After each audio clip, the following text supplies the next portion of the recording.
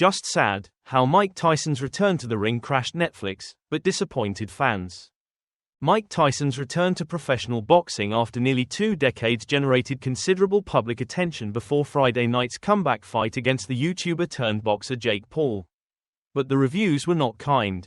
The 58-year-old former heavyweight champion's lamentable performance in a dull defeat by a unanimous decision elicited disappointment and condemnation as boos rained down from the crowd of more than 72,000 spectators at AT&T Stadium in Arlington, Texas, about 20 miles west of Dallas.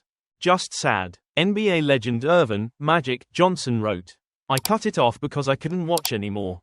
It's sad to see Mike Tyson like this because I went to every Tyson fight. This fight tonight was not great for boxing. Tyson connected with a scant 18 punches over the 8 2-minute rounds, including just 6 over the last 5 sessions, compared with his opponent's 78 landed blows. Wearing a compression sleeve on his right knee, he appeared completely exhausted after the first round, with his movement visibly hampered, leaving the 27-year-old Paul to score at will with outside jabs. I love Mike Tyson, but commentators are giving him too much credit. The 4-weight boxing champion Terence Crawford wrote. He looked like trash. To train that long and only throw 97 punches the whole fight is crazy. I'm just glad he didn't get hurt out there. The 31-year age gap between the fighters was thought to be the largest in history, eclipsing the 24 years that separated Archie Moore and Mike DiBiase when they met as light heavyweights in 1963. And Tyson looked every bit the part of a man pushing 60 with a history of health issues and coming off a 7.097-day layoff as he labored through 8 dreary rounds. The spirit willing but the body in full rebellion. Mad at myself for staying awake for that. Former NFL star and Burnley FC minority investor J.J. Watt wrote. I know better. Audible jeers could be heard throughout the $1.2 billion, £951 million, home of the NFL's Dallas Cowboys during the later rounds as Paul eased up on his punches, sensing Tyson was fatigued and vulnerable and sparing him the humiliation of a knockout that seemed ripe for the picking. Paul said, I wanted to give the fans a show but I didn't want to hurt somebody that didn't need to be hurt. The criticism was not limited to the dismal main event.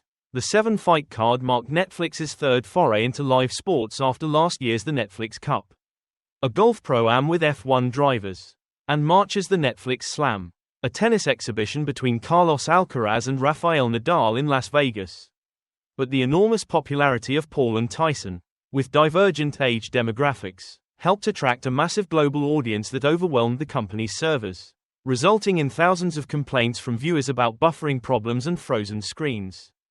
The technical issues began during the co-feature bout, which saw Katie Taylor win a disputed 10-round unanimous decision over Amanda Serrano in a much-anticipated rematch of their 2022 Classic. The crowd-pleasing scrap offered a stark contrast with the dour main event, but not for the nearly 100,000 users who reported network issues starting in the middle rounds.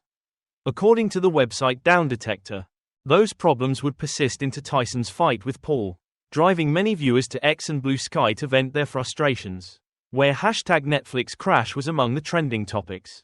Hey Netflix, have you tried unplugging and replugging the router? One X user wrote.